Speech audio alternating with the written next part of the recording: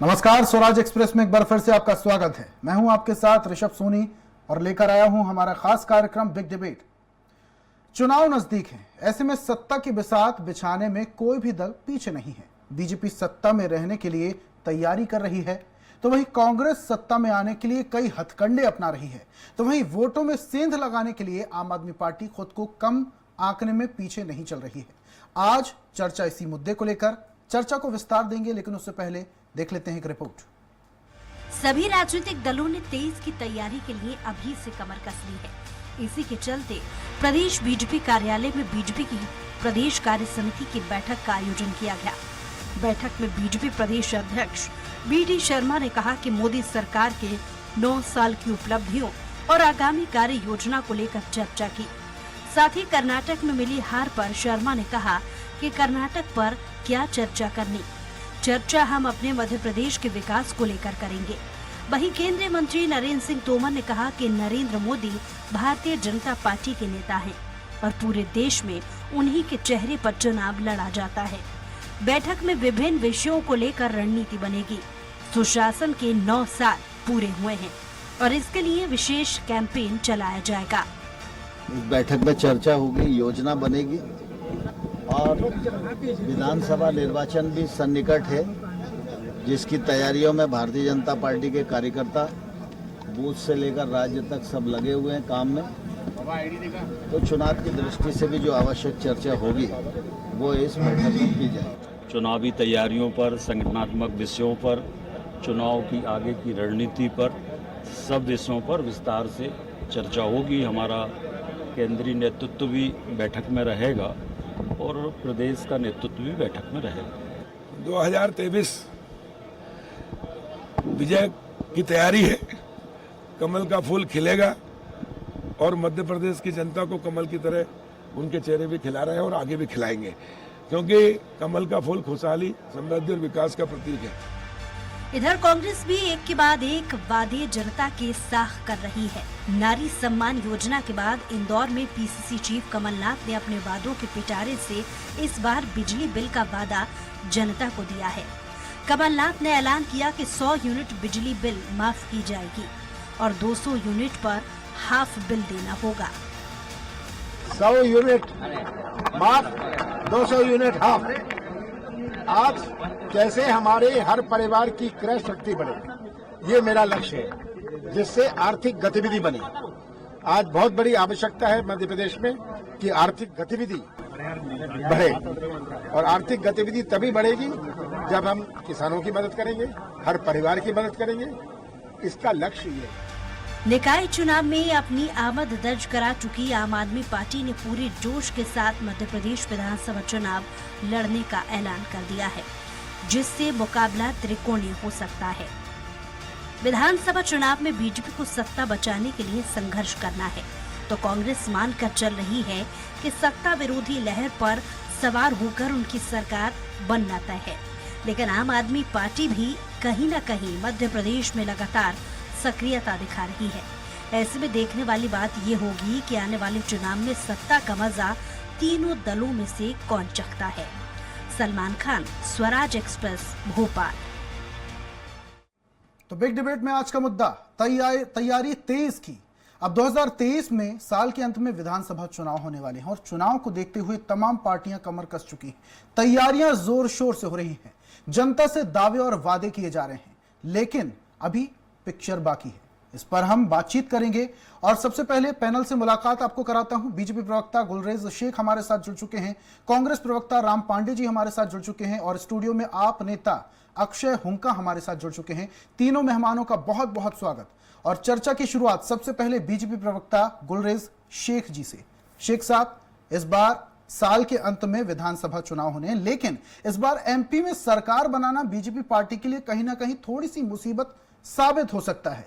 कर्नाटक चुनाव के जो रिजल्ट आए उसे कयास लगाए जा रहे हैं कि कहीं ना कहीं अब बीजेपी के लिए जो मोदी लहर चल रही थी वो कहीं ना कहीं डाउन हो चुकी है। अब ऐसे में कांग्रेस की सक्रियता और मध्य प्रदेश में आम आदमी पार्टी की एंट्री कहीं ना कहीं आपके लिए मुसीबत भी खड़ी कर सकती है।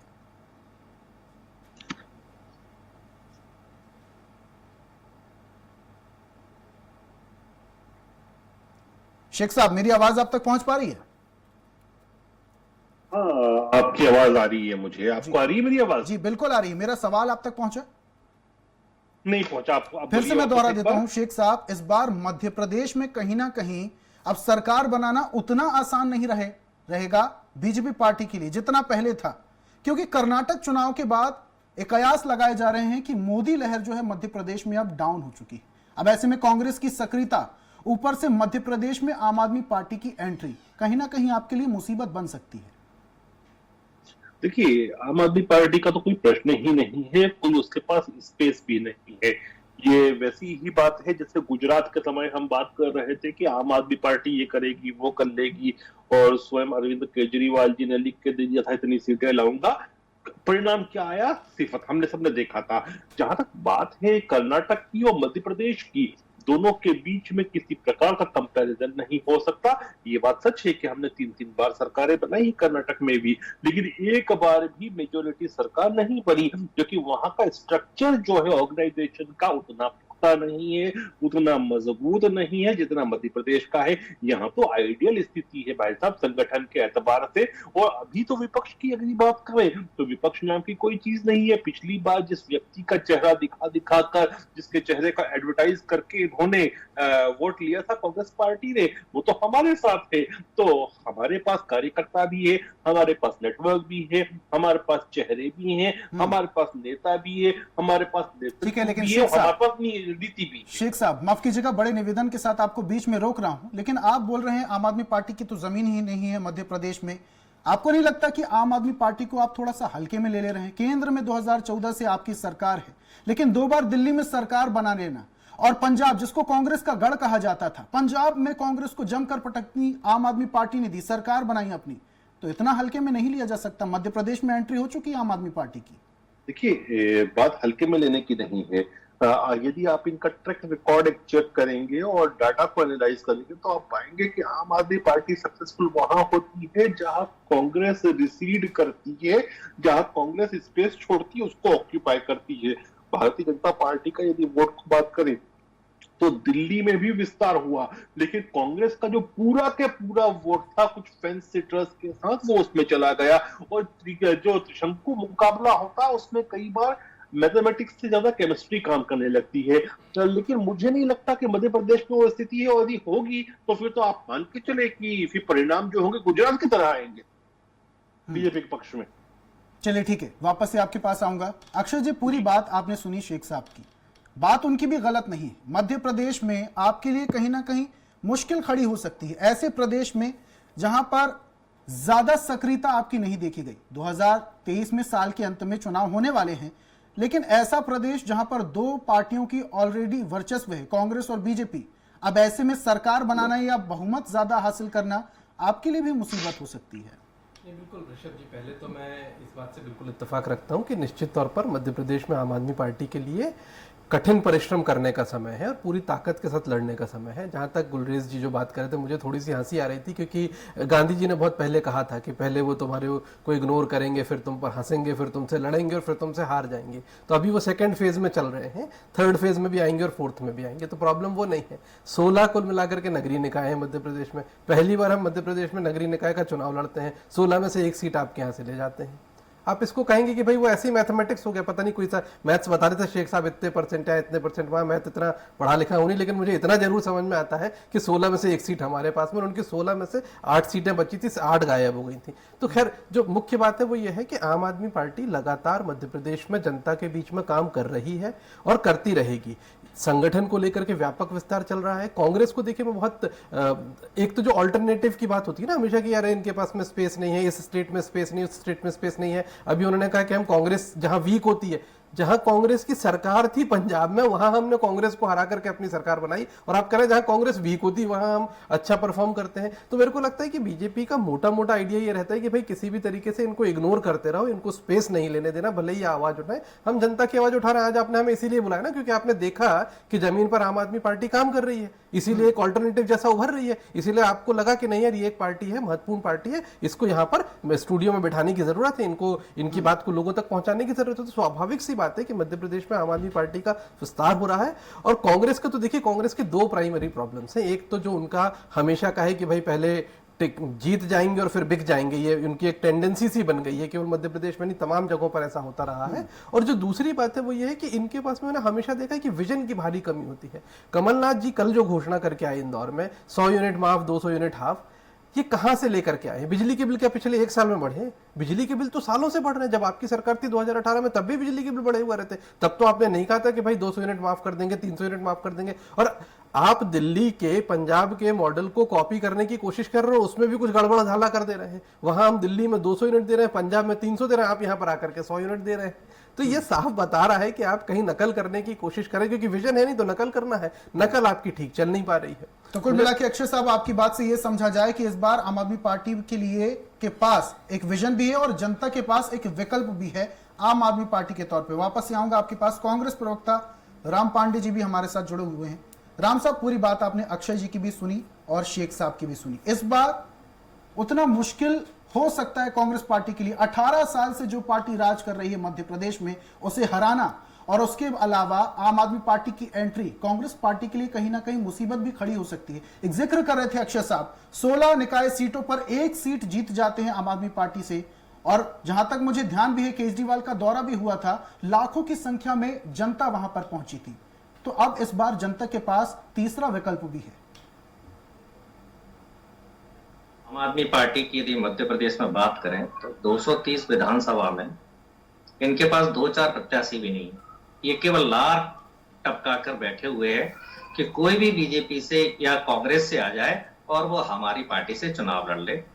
कुछ लोग होते हैं टिकट कट जाता है, पार्टी से नाराज होते हैं, तो जिनका टिकट कट जाएगा उस पर आम आदमी पार्टी के लोग नजर गड़ाए बैठे हैं कि इनको विचारधारा से मतलब नहीं है कि ये कांग्रेस की विचारधारा का है या बीजेपी की विचारधारा का है। और ये मध्य प्रदेश में सबसे बाद में जब बीजेपी और कांग्रेस के टिकट फाइनल हो जाएंगे उसके बाद ये टिकट देंगे, और उसमें 99% वही टिकट वाले होंगे जो इन दोनों पार्टियों से आ सकते हैं। लेकिन कर्नाटक चुनाव में अभी क्या हुआ, आम आदमी पार्टी का लगभग सभी सीटों पर जमानत जब्त हुई है। 204 में से 200 सीटों के आसपास इनकी जमानत जब्त हुई है कर्नाटक में। पंजाब, दिल्ली का मामला अलग है। दिल्ली में अन्ना आंदोलन के माध्यम से केजरीवाल ने जो झूठ बोला था और अब शांत बैठे हुए हैं। यहां तक बोला था केजरीवाल ने कि मैं अपने बच्चों की कसम खाता हूं, मैं राजनीति में नहीं आऊंगा। फिर उसके बाद बोला था मैं बंगला नहीं लूंगा। बंगला कैसा बन रहा है, तो इनकी विचारधारा कैसी है। पंजाब में भारतीय जनता पार्टी, मुझे तो याद भी नहीं आ रहा है कि भारतीय जनता पार्टी का प्योर मुख्यमंत्री पंजाब में शायद कभी बना भी है या नहीं बना है। कांग्रेस को मीडिया के माध्यम से या किसी अन्य माध्यम से दुष्प्रचार कर दिया गया था, तो आम आदमी पार्टी को पंजाब में घुसने का मौका मिल गया था। तो ये आम आदमी पार्टी की कहानी है। जहां तक हम भारतीय जनता पार्टी की तैयारियों की बात करें, ये कितनी भी तैयारी करें या ना करें उससे कोई फर्क नहीं पड़ना। आखिरी समय में जो चुनाव होगा मध्य प्रदेश में, वो मध्य प्रदेश की जनता वर्सेस प्रधानमंत्री होगा। क्योंकि जिस प्रदेश में भी प्रधानमंत्री प्रचार करने जाते हैं, सभी में गए, दिल्ली में गए थे, पंजाब में, बिहार में, तमिलनाडु, आंध्रा, बोलो ये बात अलग है कि वो सब जगह हार कर आए जहां जहां मैं बता रहा हूं। तो मध्य प्रदेश में भी जो आखिरी समय में जो लड़ाई होगी वो प्रधानमंत्री वर्सेस मध्य प्रदेश की जनता की होगी। ये जो मध्य प्रदेश का जो भ्रष्टाचार है, बेरोजगारी है, वो प्रधानमंत्री अपने जुमलों के माध्यम से उनको दबाने का काम करते हैं। और वही रोना रोएंगे, मुझे 91 बार गालियां दी, मैंने 35 साल भीख मांगी, कुछ जुमले दे जाएंगे, 15-15 लाख आपके अकाउंट में आएंगे। तो जिस तरह से प्रधानमंत्री को कर्नाटक में बुरी तरह से हराया है, उसी तरह से मध्य प्रदेश की जनता कर्नाटक की तरह ही भारतीय जनता पार्टी को मध्य प्रदेश में हराई। शेख साहब कुछ कहना चाह रहे हैं? शेख साहब अपनी बात रखिए, उसके बाद में अगला सवाल आपसे करूंगा। देखिए सर, मैंने जिसके विषय में भी बात की, चाहे विपक्ष का हो या कोई भी हो, कोई से पक्ष का हो, मैंने जो एक इज्जत से बात करना चाहिए जो तमीज का दायरा होता है उसको कभी नहीं छोड़ा। जो अभी कांग्रेस के प्रवक्ता, आधिकारिक प्रवक्ता है, वो तमीज के दायरे से बाहर निकल रहे हैं। ऐसी वाणी का मैं भी उपयोग कर सकता हूँ, लेकिन कांग्रेस को चाहिए कि अपने आप को संभाले जरा। ये आपकी इस तरह की जो बदतमीजियां होती है ना, उसकी वजह से लोग आपको छोड़ते जाते हैं। मत भूलिए ये चीज। एक और ऐसी प्रवक्ताओं से कुछ समय पहले उन्होंने कांग्रेस छोड़ दी, मध्य प्रदेश के ही आप ही के लोग, जो जिसको आप ऑपरेशन कमल कहते हैं ना, वो बेसिकली ऑपरेशन बदतमीजी होती है। आप लोगों ने सिंधिया जी के साथ बदतमीजी की, उनके साथियों के साथ बदतमीजी की, आपको उन्होंने सड़क पे ला दिया। सच पायलट को आप ही ने कहा था, आप ही के लोगों ने कहा था नाकारा है, निकम्मा है, ये है, वो है। क्या लेकिन ठीक है शेख साहब, अगर बदतमीजी होती भी है किसी पार्टी के द्वारा तो कहीं ना कहीं जनता उसे सबक सिखाएगी विधानसभा चुनाव में। देश का प्रधानमंत्री है, मेरे और आपके नहीं है, बीजेपी के कांग्रेस के नहीं है।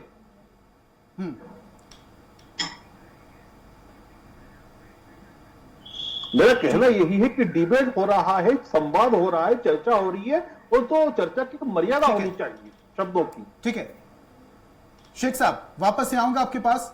इस वक्त की बड़ी खबर आ रही है, अपने दर्शकों तक पहुंचा रहे हैं इस वक्त की बड़ी खबर।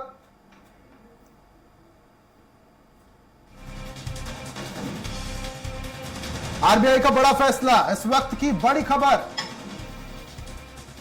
2000 के नोट का सर्कुलेशन बंद होगा। फिलहाल बाजार में नोट रहेंगे वैध, लेकिन नए नोट अब नहीं छपेंगे। अब 2000 के नए नोट नहीं छपेंगे। आरबीआई का बड़ा फैसला। 23 मई से 30 सितंबर तक नोट बदल सकते हैं। इस वक्त की बड़ी खबर आपको बता रहे हैं। अगर आपके पास भी 2000 का नोट है तो बैंक में जाकर जमा कर सकते हैं, क्योंकि आरबीआई का एक बड़ा फैसला आ गया है। 23 मई से एक बार में 30,000 तक के नोट बदले जा सकते हैं। माफ कीजिएगा, 20,000 तक के नोट बदले जा सकते हैं। 2000 के नोट पर एक बड़ा फैसला आरबीआई की तरफ से। बड़ी खबर इस वक्त की।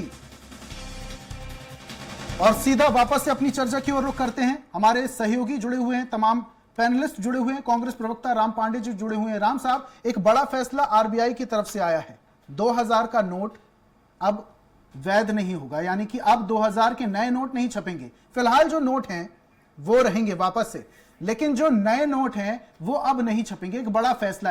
क्या अर्थव्यवस्था में इसका कोई असर होगा? देखिए, भारतीय जनता पार्टी और मोदी जी ने कहा था कि 1000 के नोट से भ्रष्टाचार फैलता है, क्योंकि ये बड़ा नोट है, तो उन्होंने 2000 का छाप दिया। अब पता नहीं ये देश की जनता को क्या समझते हैं कि 1000 का नोट भ्रष्टाचार फैलाता है, तो 2000 का नोट तो फिर डबल भ्रष्टाचार फैलाएगा। तो इसके 2000 नोट की जो शुरुआत थी वही गलत थी। अब जो फैसला आया है, अब वो ठीक है, उसके परिणाम क्या होंगे वो देखा जाएगा। पिछली बार इनका जो फैसला था उसमें तो देश की अर्थव्यवस्था चौपट हो गई थी, इकोनॉमी ध्वस्त हो गई थी, डाउन हो गई थी, जीडीपी नीचे चला गया था, उद्योग धंधे बंद हो गए थे, लोग 6-6 महीने तक लाइन में लगे रहे थे। अब इसके परिणाम देखा जाएगा कि क्या होगा इसका। यह जरूर है कि भारतीय जनता पार्टी से जुड़े हुए जो लोग हैं उनके पास काला धन है, वो आराम से बदल जाएगा, और जो दूसरे लोग हैं उनको परेशानियों का सामना करना पड़ेगा। क्योंकि जब नोटबंदी हुई थी तो बिहार में एक शख्स के पास शाह था कोई, 15,000 करोड़ रुपए पकड़े गए थे। एक दिन मीडिया में खबर आई थी 15,000 करोड़ पांडे साहब, दूसरे दिन कोई खबर नहीं आई थी। जल्दी से दोनों की प्रतिक्रिया में ले लेता हूं। आप प्रवक्ता, आप नेता भी हमारे साथ जुड़े हुए हैं। अक्षय साहब, 2000 के जो नोट हैं फिलहाल वो बाजार में जितने हैं वो वैध रहेंगे, लेकिन नए नोट नहीं छपेंगे। आरबीआई का यह फैसला है, इसमें किसी भी तरीके का राजनीतिक हस्तक्षेप नहीं है। क्या कहेंगे इसमें? देखिए, आपको पूरी क्रोनोलॉजी समझनी पड़ेगी। पहले हमारे देश के प्रधानमंत्री जी आते हैं, 500 का 1000 का नोट बंद कराते हैं, फिर वो 2000 के नोट को छपवाते हैं, फिर कुछ समय के बाद में 2000 के नोट मोटे तौर पे मार्केट से गायब हो जाते हैं। आप जाते हैं, हम सब लोग सामान खरीदते हैं, हमें दिखता है कि 2000 के नोट मार्केट से गायब है। अब अचानक से एक आरबीआई का फैसला आता। पिछला फैसला भी आरबीआई का था, पिछली बार घोषणा की थी मुख्य प्रधानमंत्री जी ने, इस बार घोषणा कर रहे हैं आरबीआई खुद। मोटी बात यह है कि ये पूरा का पूरा एक काला धन फैलाने का जो व्यापक प्लान चल रहा था ये बेसिकली उस प्लान का हिस्सा। ये कैसे हो सकता है कि भाई आपने 2000 का इतनी जल्दी स्ट्रेटेजी कौन बदलता है? एक छोटी सी पान की दुकान वाले की स्ट्रेटेजी भी इससे ज्यादा बेहतर होती है कि आप लगातार बदले जा रहे हो। कभी है तो 2000 का नोट लेकर के आएंगे, कभी कहते 2000 का नोट हटा देंगे, कभी पुराने नोट बंद कर देंगे। आपने कभी जीवन में सुना 75 साल के इतिहास में 5-7 साल के अंदर 2 बार नोटों को लेकर के डिस्कशन हुआ और चलिए डिबेट ठीक हुआ है हो? अक्षय जी, तो वापस ये आऊंगा बात आपके पास मैं और एक इसके बाद मुद्दे पे भी आऊंगा।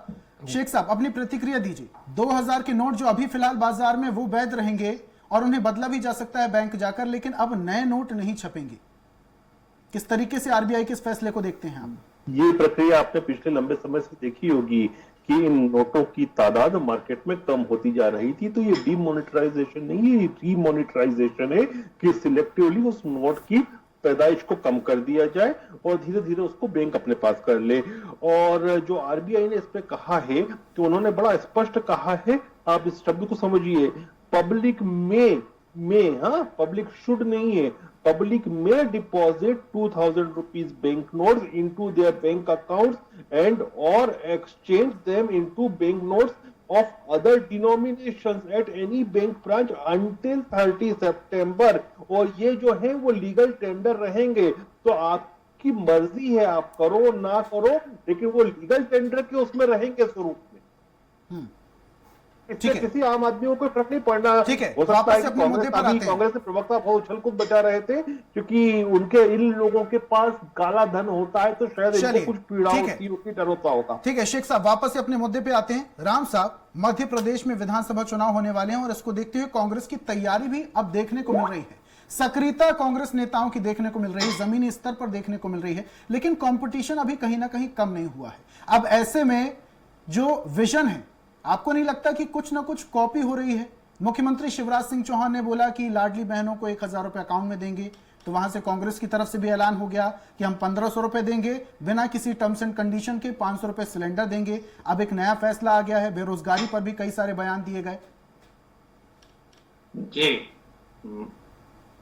मध्य प्रदेश तो छोड़िए, शिवराज सिंह चौहान की नकल करना पूरे दुनिया में कोई नहीं चाहेगा। सबसे ज्यादा झूठ बोलते हैं, झूठ की मशीन बोला जाता है, घोषणा मशीन बोला जाता है। रजिस्टर्ड 25,000 से ज्यादा वो झूठी घोषणाएं कर चुके हैं, झूठ बोल चुके हैं। एक जगह का 10-10 बार शिलान्यास कर देते हैं, 10-10 बार घोषणाएं कर देते हैं। मैं ग्वालियर के बारे में ही बता दूं, क्योंकि ग्वालियर मेरा नेटिव प्लेस है। चंबल का पानी ग्वालियर आएंगे, जब भी आते हैं ग्वालियर घोषणा कर जाते हैं, कोई काम शुरू नहीं हुआ है। मुरार नदी में स्वच्छ पानी बहेगा, आप लोग उसमें जाकर नहा सकते हैं, पानी पी सकते हैं, वो अभी नाला ही पड़ा हुआ है। ठाटी पुनर्घरत्वीकरण योजना शुरू करेंगे, 15 साल से जैसी की तैसी पड़ी हुई है। स्वर्ण रेखा नाले में स्टीमर चलेंगे, उसमें सुअर पड़े हुए हैं। ग्वालियर में रोपवे बनाएंगे किले के लिए, शिवराज जी खुद उसका शिलान्यास कर चुके हैं, अभी तक काम नहीं शुरू हुआ है। तो मध्य प्रदेश में हर जिले में ये 150 झूठी घोषणाएं कर चुके हैं, तो इनकी कोई कॉपी नहीं करना चाहेगा। पिछली बार 2018 में कमलनाथ जी ने कहा था हम 100 रुपए में 100 यूनिट बिजली देंगे। मध्य प्रदेश की जनता से पूछ लो आप, उनका यदि 100 यूनिट है तो 100 रुपए ही बिल आ रहा था। उन्होंने कहा था हम कर्ज माफी करेंगे, 27 लाख किसानों का कर्जा माफ हुआ था। उन्होंने कहा था कि हम वृद्धावस्था पेंशन को डबल करेंगे, आप पता कर लीजिए वृद्धावस्था पेंशन डबल हो गई। उन्होंने कहा था कि 1000 गौशालाओं का निर्माण करेंगे, उनमें से ज्यादातर गौशालाओं का निर्माण हो चुका था, चूंकि 5 साल का टारगेट था, फिर भी काफी हद तक वो काम हो चुका था। उन्होंने कहा था कि इंदौर और चलिए ठीक है, समय की बाध्यता है, हम काम शुरू राम करेंगे। साहब समय की बाध्यता है, वापस से आपके पास आऊंगा। कमलनाथ जी और शिवराज जी में जमीन आसमान का ठीक है, आपके पास वापस आऊंगा अगर समय बचता है। जो बात बोलते हैं वो करते हैं। आपसे सवाल लेना चाहूंगा, पूर्व मुख्यमंत्री कमलनाथ ने ऐलान कर दिया, वैसे तो बहुत सारे ऐलान उन्होंने किए, 1500 रुपए अकाउंट बिना टर्म्स एंड कंडीशन के महिलाओं के खाते में जाएंगे। इस बार एक और नया ऐलान कर दिया गया, 100 तक माफ, 200 पे हाफ। आपको लगता है कि इतने बड़े बड़े प्रलोभन देने के बाद जनता पर इसका असर होगा? जी, काट की हाथी जो होती है ना, वो बार बार नहीं चढ़ती है। कहते हैं ना, चढ़ गई थी, लोगों ने देखा कि किसी के भी बिजली के बिल कम नहीं होते थे, बल्कि बढ़ गए थे। आपको मैं आपसे निवेदन करूंगा, आवाज आ रही है मेरी आपको? जी, आपको मैं आपसे शेख साहब निवेदन का करूंगा माइक कि ठीक करा अपने दीजिए, इनकी स्टूडियो पर आवाज जो मुझे बिल बिल्कुल थे भी उस समझ में नहीं आ रही है, कालखंड के तो मैं इनकी कमलनाथ बात का को कोई अभी रिप्लाई से नहीं दे निकाल पा कर रहा हूं देख मैं। लीजिए, इनका आपको माइक जमीन बहुत खराब आसमान है का आज। ठीक है अंतर दिख रहा है। राम कम से कम साहब, 30% शेख साहब, ज्यादा दिखेगा एक आपको। एक करके ऐसे नहीं। आवाज आपको मेरी आवाज आ रही है? समय की बाध्यता है शेख साहब, समय की बाध्यता है। अक्षय जी आखिरी कमेंट, 20 सेकंड का समय है आपके पास। नहीं, मैं सिर्फ जी, इतना मैं बोल कहूंगा, सकता राम हूं? पांडे जी ने तो बहुत आपको- मजेदार बात कही थी कि आपने 99 कमलनाथ की जो बातें गुलरेज हैं जी, ना, गुलरेज जी, मैं कह रहा हूँ राम पांडे जी ने बड़ी मजेदार बात कही कि 99% आम आदमी पार्टी के कैंडिडेट बीजेपी कांग्रेस से आएंगे।